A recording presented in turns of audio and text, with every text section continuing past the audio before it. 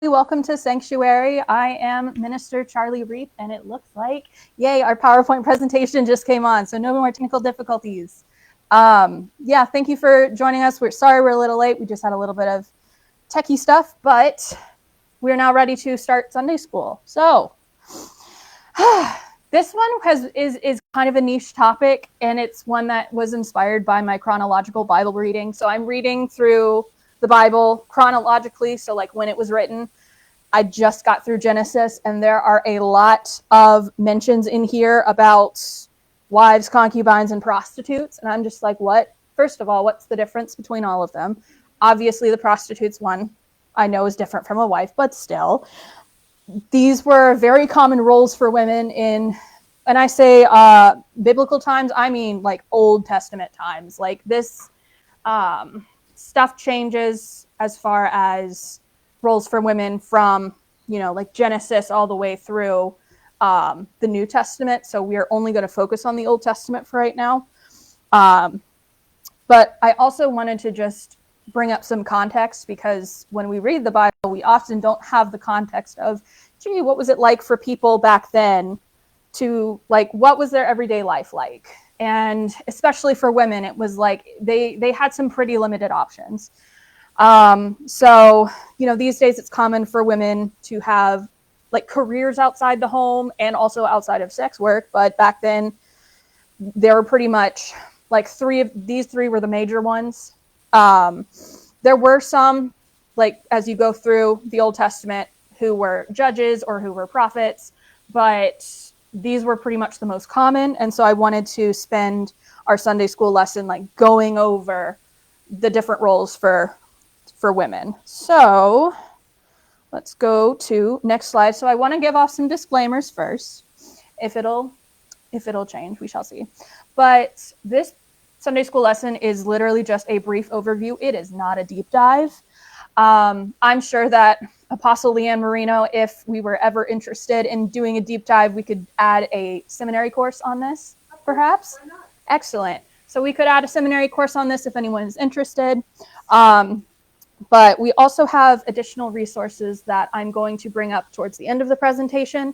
I have a tremendous number of footnotes in my little script that I'm going to be reading. I would be happy to share those. But we're doing something new this year where we're doing, inspired by Minister Nick, to do infographics instead of like sharing our slides, because infographics are cool and you can download them and you can put them on social media. Oh, I did not link my slide to the thingy, but we will have infographics up. So once again, going back, this is a brief overview, not a deep dive. There is so much both on the internet and just outside of the internet. I was like, we have very limited time to talk about this. I am not going to bombard you with everything there is to know about this topic. Because I don't know everything there is to know about this topic. But regardless, this information is accurate based on what we know at the present time. So if you were here for my Sunday school lesson on the 4 superpowers of the ancient world, then I basically gave a similar disclaimer where stuff is being discovered all the time. And so future discoveries may change what we assume the past is like. But for now, everything in this slideshow is currently accurate. And then third, women in Old Testament times, like I said, were more than just wives, prostitutes, and concubines. Just because the roles were common doesn't mean they were the only ones available. Throughout history, there have always been people who have basically chosen not to be what society wants them to be. So now, we're going to talk about a hard pill to swallow when we read the Old Testament. Women in general did not have equal rights to men back in the day. We cannot put our modern mindset of what we think women could do to, like, when we apply it to scripture. So back in Old Testament times, women were not equal to men in most societies. I am going to be focusing on the Israelites or the Hebrew women for most of the Sunday school because it is about the Bible, but there will be some references to other societies in here. Hebrew women's lives revolved around men, essentially. In fact, women didn't have legal status, period. They had to be under men's protection. So unmarried women were the responsibility of their fathers, while married women were the responsibility of their husbands. So generally, women also didn't have the right to inherit anything from their fathers or husbands. Unmarried women became the responsibility of the firstborn son, bless you, when their fathers died, and then the widows who were formerly married but then their husbands died, they became widows, either moved back in with their fathers or remarried someone else in their late husband's family. And I will get back to that. That is levirate marriage. I will be talking about in this Sunday school. Married women also did not have the right to divorce their husbands in most cases. There were like some exceptions, but for the most part, it was pretty much only the men who were like, oh, I want to divorce you. And then finally, this is a big one. Women in Old Testament times couldn't make decisions without their father's or husband's wishes. Numbers 30 is a really good example of this. It's all about making vows. So it says if a woman made a vow to God and her father or husband didn't say anything about it, she'd be bound to that vow. But if her father or husband says, nah, you can't do that, then she would be off the hook. So now that we have a basic understanding of what Hebrew women could and couldn't do, let's get into the actual roles. I put the Hebrew up here. I am going to try to pronounce it. I don't know ancient Hebrew yet. So Apostle Leanne, you can correct me on my pronunciation. Ishao. So I'm not going to talk about the Hebrew necessarily, but it is important to know that the Hebrew term up here can also mean woman or mate, and it doesn't just mean wife. So one of the comparisons that I drew was that in some cases, women, like wives, would be referred to as their man's woman. Like that's a really good, yeah. So in some cases, we'll see this with concubines in a few minutes, not to spoil anything, but there wasn't like especially in the early part of the Old Testament, there wasn't really a big distinguisher between wife and concubine. That kind of gets like more fleshed out later. And so sometimes in some translations, women who I have defined as concubines were really referred to as wives, especially with like Abraham's whole situation. That tells us, what does that tell us? That tells us basically that I'm thinking it was mostly primitive history. And so they didn't really have these distinct roles back then. And they're also trying to, because the Old Testament was also not written as it was happening. The Bible's not a diary. I have an entire blog post on that. But basically, everything, like a lot of the Old Testament was written like, what would you say, like centuries after it happened? Yeah, that's pretty accurate. And so a lot of what was contemporary contemporary cultural norms got applied to people in prehistoric times. That's a whole other can of worms that I'm not going to open in this Sunday school, but might be good for a future Sunday school lesson. But anyways, moving back onto the roles of wives, we've already discussed the Hebrew term for it. Blue Letter Bible is a really good resource for figuring out like connections between the Hebrew and like the English translations. But basically, family was important to many ancient cultures, including the Israelites. Something that I found fascinating is that Hebrew children were expected to grow up at a very early age. Girls were considered mature by the time they had their first period. So, that could be like 10, 11, 12 years old, basically. So because of this, it was common for them to be considered young women at like teenage age. So like 13. And it was also common for them to get married off as teenagers. In many cases, they would be married off to men in like their 30s, 40s, 50s. By the way, most marriages were arranged, so parents decided who their unmarried daughters should be with. There was no such thing as like the romantic, like falling in love. It was very much arranged between families as an alliance of sorts. So the main goal of ancient marriages was to have sons who could inherit property and carry on the family name. As a result, husbands were basically commanded to have sex with their wives, and wives were expected to have as many children as possible. So in fact, a wife's worth to her husband, and often in society, depended on her ability to have children. And the more children, especially sons, because, women, girls couldn't inherit property, but we'll get to that later, The more sons that a woman had, the higher her status in society. And so this is also why, if you read the Old Testament and they bring up the fact that a lot of these women were barren or they couldn't have children and that caused them a lot of distress, women kept having children despite the risk of dying in childbirth, like what happened to Jacob's wife, Rachel. But having no kids was considered a curse, basically. And that's why being barren or infertile or childless and all of that was such a big deal when you read the Old Testament. Now, there are a couple of ways around this. If a wife couldn't or didn't have children, there were a few things that could happen. If the husband died before any child could be born, then this was something called levirate marriage. Then the woman could marry her late husband's brother. Any sons that a Hebrew woman had with her late husband's brother would be considered her late husband's son and heirs.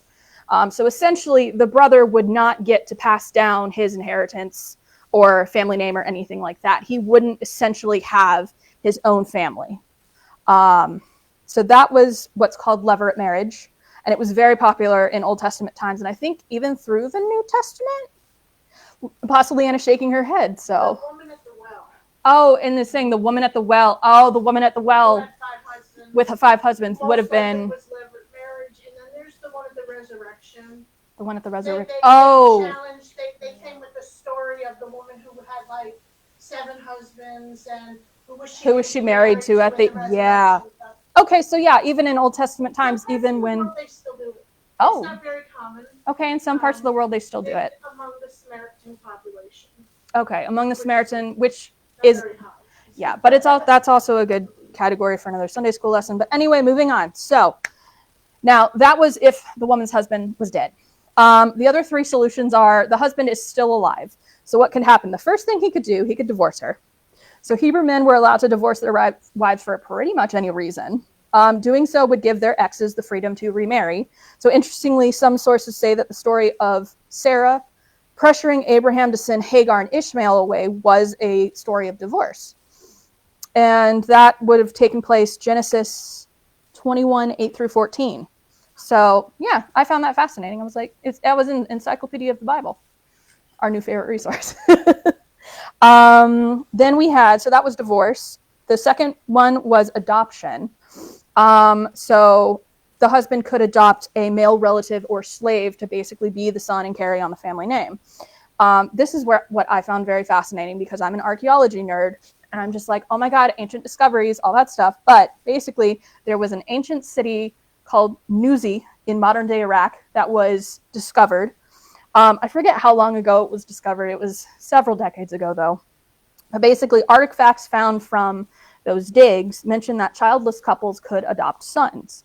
And this custom would actually make it easier to understand why I didn't put the link in here, but there's a time when before Abraham had Isaac and Ishmael, he was really concerned that Eliezer of Damascus would inherit all of his property. So the custom of basically the inheritance going to the next, like male relative or slave or something like that, and through adoption, inheriting everything that was left to the childless couples. Like, yeah, that would make it a little bit easier to understand. So that's some context that we have for that passage, because as much as we love the Bible does not provide context for us like in text. So that was solution number 2. And then solution number 3 was polygamy, which is a very fun topic and is why we're going to get to the next slide. Basically, if a woman was unable to have a kid, she could be like, okay, I found this person, or here's my slave, have her for a wife. That is what happened with Sarah and Hagar. Thank you. So that's where concubines come into play. We'll talk about them in depth in the next slide, but I have some examples of women in the Bible who are identified as wives up here. There are, so like wife without children, for example. I don't know if you can see, but Sarah or Sarai, who was the first wife of Abraham in Genesis 11, she was mentioned as being barren for much of her life. Like, I think she was like 90 when she had Isaac. Yeah, so very, very long time. But like, that's why it was such a big deal.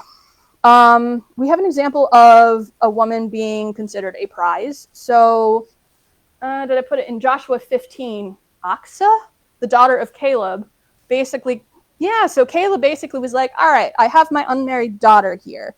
If somebody can go capture this part of Judah, I will give my daughter to you in marriage. And some guy named Othniel was able to capture the city and so got to marry Aksa. Yeah, some of these are really obscure, but you recognize maybe half of them. So Jael, our favorite, the wife of Heber the Kenite. This is in Judges 4. She is most known for being the woman who drove the tent peg through the head of a military leader, being like super duper badass. And she also, like, in doing so, also basically fulfilled a prophecy through Deborah the judge at that time, who Deborah was female, so that's pretty cool. Levirate marriage, we have a really good example of that. Ruth, if you're familiar with the story of Ruth, she was married to an Israelite at some point, and then her husband died. Like all the sons in that family died, and so she left with Naomi to go back to her homeland, and basically found in some translations it said kinsman redeemer, but basically it's a closest male relative, and eventually married him, and that is a good example of levirate marriage. And then we have a good example of a wife with children. So Ahinoam was the wife of King Saul in 1 Samuel 14, and she had 5 children, so it was like 3 sons and 2 daughters. And yeah, so that's a good example of like lots of them. Towards the end, I was not able to find many examples because like as we go on, pretty much the wives were like, oh, you're the favorite, we're going to name you. And then some of the concubines don't get names. And then like the prostitutes definitely don't get names. But now that we know a little bit more about wives, we can move on to concubines, which are secondary wives. Hebrew for this is Pelegesh? Pelegesh? Okay. Yeah, another one worth looking up on Blue Letter Bible or online. I have, again, some resources linked at the end, but remember how I said that polygamy was one of the solutions to a childless couple. So concubines were essentially the women chosen to have the kids for the secondary wife. Polygamy was a common enough practice in the ancient world that laws about concubines are mentioned in lots of ancient legal documents. So if anybody is familiar with the Code of Hammurabi, which was a Babylonian legal document, so that mentions that Babylonian concubines were not considered equal to the primary wife. However, in Hebrew society, it seems that Hebrew concubines were equal to the primary wife. So that's why it's important to not only study ancient cultures, but also kind of like dig in a little bit, because things could change across cultures. But now, like primary wives, concubines were expected to have children. They felt more pressure to have sons because if the primary wife couldn't have any kids, it's like, okay, you definitely need to have a son to pass down like the family estate kind of thing. And things got real complicated when the primary wife was able to have children along with the concubine. So think the stories of Abraham and Jacob. So like Abraham, at first Sarah couldn't have a son, but then after Hagar had a son, Sarah had a son, and so they were both of the sons were competing for inheritance. With Jacob, because he had 2 wives and 2 concubines, that was a whole mess with all the inheritance. But basically any child that a concubine had with a man could inherit the state along with the children of the primary wife. So because of that, this custom inevitably stirred up competition between the primary wife and her husband's concubine. And so again, this is an example of Sarah and Hagar. Like why Sarah said, like, you got to get rid of her. She might have been worried about Isaac not receiving as much of the inheritance. So in early Old Testament times, think Book of Genesis kind of, concubines were often slaves or servants. So Hagar was Sarah's Egyptian slave. Zilpah was a servant of Laban, and then later Leah. And then Bilhah was a servant of Laban, and later Rachel. So later on, when the Israelites had a monarchy, concubines were less about having kids for the inheritance purposes and more like, oh, hey, I'm a king. I have all this luxury. Like, look at me. I have how many, I forget how many, let's see. Solomon had 300 concubines. So he's like, look at me, look at all my wealth. Yep, and 700 wives. Yeah, so David had at least 10 concubines because 10 were left behind to care for the estate when he was running away from, I forget which military encounter it was. It was Absalom, I think. Thank you. Okay. Yeah, again, Solomon had 300 concubines. Rehoboam had 60 concubines, and they had wives on top of this. Apostle Leanne is shaking her head. It was a mess. It got real messy. But again, we already talked about a few of these examples. Hagar was Abram's concubine and Sarah's servant. Keturah was, this one was interesting because I first was reading I think it's an NASB chronological Bible, and I noticed that Keturah was mentioned to be a wife of Abraham. And I was like, wait a minute, she's not mentioned in this like timeline of Abram's family history. And then I look in Blue Letter Bible and it's like, oh, she was mentioned as a concubine. Okay, that's why. So yeah, technically a wife, but also more accurately a concubine, secondary wife. Again, Zilpah and Bilhah were first Laban's concubines, and then they were the concubines of Jacob. So that was a whole mess because you got the father-in-law, and then you've got, yeah, Jacob. It's again, whole mess. But Esther, I think, is by far the most famous concubine that we've heard of. She, like the entire book of Esther, basically talks about what she did while in the service of King Xerxes. And this is an example of concubines being more for luxury, because this is like Persian Empire. This is like way, way, way after Genesis times. That's a good example of it being a luxury, a status symbol. So, last one we're moving on to is prostitutes. So, Zana, is that how you pronounce the Hebrew? Zana, okay, yeah, so that's it. I noticed that there were, at least in the resource I found, it seemed like there were several different words for them, and I was like, this is the most reliable. And I was also getting to the end, and I was like, you know what, this word is good enough. Well, because there are, exactly, and so you jumped into a little bit, but basically there's two types of prostitutes.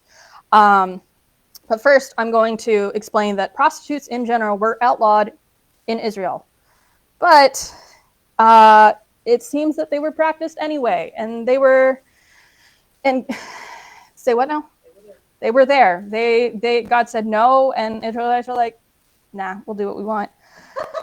And that led to a lot of problems, as I will get into. But common prostitutes were also called harlots. I'm not going to be using that word in the Sunday school lesson, but just know that that's what it was. And then there were also ritual prostitutes, also called temple prostitutes, and I think maybe cult prostitutes is another term for them. Yeah, so like the Israelites, other cultures frowned on the practice. There is a proverb somewhere in Proverbs that says, hey, like, don't, like, stay away from prostitutes. They'll, like, lead you into poverty. Other cultures had very, very similar ideas about that. In fact, some Egyptian and Babylonian wisdom literature warned readers to be wary of prostitutes. Let's see. Oh, this is what I find really, really fascinating. This is a story about Rahab, but basically some common prostitutes worked as bartenders or entertainers. They weren't just like on the side of the street like, hey boys, what's up? But they would be like in a house, like basically soliciting people. And that's what Rahab was thought to be. She was thought to be this like bartender entertainer type. The Encyclopedia of the Bible, which was a really good resource for this Sunday school presentation, but in one of the entries I read about it, notes that Rahab's establishment would have been ideal for the spies to go into because Rahab entertained strangers and her clients would have been anonymous. And so that's some more context of like, oh, well, why did these holy Israelites go into a prostitute's house? And it's like, it would be more of an ideal place to spy on the foreign areas. But like, that is true. Who said they were holy? So it's like, but you know, good happened anyway because, yeah. I did not I imagine that they were. I did not research that enough, and I didn't see where that was in my research, but I know that they were given gifts. But ritual prostitutes, ritual prostitutes, that's something we really need to talk about because they are not the same as common prostitutes. They are like, if you got your average everyday prostitute down here, apparently ritual prostitutes are way up here in terms of status because they were really important for fertility religion, especially in Canaan. I'm going to quickly walk us through what the mindset of pagans were because they did not think like we do, as far as they don't understand the science that, so like we understand science. We know that the water cycle is a thing. Natural processes are what bring about rain. We know that the seasons change on a regular basis. It's kind of like a mechanism that's just part of everyday life. But the pagans believed that there were deities behind all of these natural cycles, and that if the deities didn't do what they were supposed to do, these natural cycles would not happen. And so in order to guarantee that cycles like rain or warm weather or like other prime growing conditions, because they were mostly agricultural at this point, if they perform something called a sacred marriage ritual, then by representing their deities doing what we needed to be done, that would essentially be like, okay, rain is going to happen. And ancient pagans believed that some form of reproduction was happening. And so, yeah. Oh, the groundhog is a great example. Yeah, I mean, I don't exactly know how it could relate to fertility region, but it's like, hey, that's a thing. But it's an omen, or like it's an omen, like a portent. A portent, meaning like a sign or some sort of a symbol. And in other words, hey, we're going to take this animal and we're going to see what he does, and we're going to decide what we're doing based on that. So hey, okay, that's paganism. Yeah, we're going to put this in motion with this prostitute. We're going to make it rain, baby. Yep. And so basically because they believed that the processes at play involved reproduction, they mimicked that form of reproduction in their sacred places by having ritualistic sex with prostitutes who were there for that purpose. And like I mentioned, like early on, how, yeah, I bet y'all weren't coming to Sunday school expecting essentially ye old sex talk, but here we are. I mean, that's pretty much all that it is now, but we're getting on to the like famous prostitutes in the Bible. Spoiler alert, they're not, a lot of them don't have names. They're just referred to as prostitutes. But there's two that stand out. I've already talked about Rahab, but Tamar was, I forget how she was related to Judah. How was she? Okay, so Tamar, Judah's daughter-in-law. I believe she had suffered, like her husband had died, and the husband that she was promised got married off to somebody else. No? He didn't want to do the levirate system. Oh, he didn't want to do the levirate system. So okay. He refused to have children with her. Okay, and so he God was... killed him because he was wicked. Gotcha. Then the last kid, she would have to wait for him to grow up.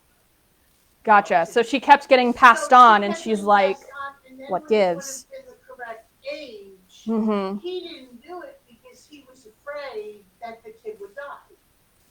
Okay, so it's a lot of people doing what they shouldn't have been doing. So she did what she had to do. Yeah, and as Apostle Leanne said, Tamar did what she had to do. She basically acted as a ritual prostitute, where it's in Genesis 38:13 through 15, where she just like sets up on the side of the road and disguises herself as a shrine prostitute. And then eventually has a kid with Judah that way. And then we have Rahab, once again, was the common prostitute. She was in Jericho. She helped the spies out. That story is related in Joshua 2. But something I thought was very, very interesting, and we've discovered this as we've done Sunday school through like all of Jeremiah at this point. A lot of references to the Israelites are themselves as prostitutes. Mm-hmm. So remember, God told the Israelites, hey, you can't become prostitutes either literally or like don't practice idolatry. He said this like way back when. But that ended up happening a few times because people gone people. And let's see, I lost my place. Anyways, okay, so prophecies in Hosea and Amos mentioned women becoming literal prostitutes as a consequence of the nation's actions, but several verses in Leviticus also prohibit women in Israel from becoming prostitutes. But most of the references to prostitution, at least in the Old Testament, are, or at least in the NIV, because that's where I looked, they mention the Israelites spiritually prostituting themselves by following other gods. So many of these references are in the prophetic books. I've got a whole list up here. And again, you'll be able to find them in the references I linked to. But let's see, Isaiah, Jeremiah, Ezekiel, they're all in there. But basically, in God's eyes, practicing idolatry was on par with being a prostitute. Oh, yeah. Hosea was the one who married the prostitute, right? Gotcha. So we have just covered a ton of information. Thank y'all for sticking with me.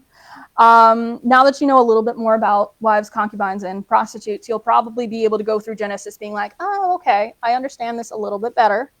But again, this wasn't a deep dive. If there are going to be deep dives in the future, I highly recommend Acts 17:6 University. Is that what it's called? Acts176.org. Acts176.org. That is our seminary program through Sanctuary. I mean, I recommend it anyways. That's what we're part of. It's distance learning, shameless plug here for our seminary program. But yeah, I'm sure that Apostle Liam would be happy to host a class on it. And this info will definitely come in handy with Minister Nick's sermon in just a little while. So it says I've dropped an infographic in Discord. I haven't yet. That will happen sometimes. But go join our Discord group if you haven't, and we'll see y'all back in a bit for Minister Nick's sermon. It's going to be great. Bye, y'all.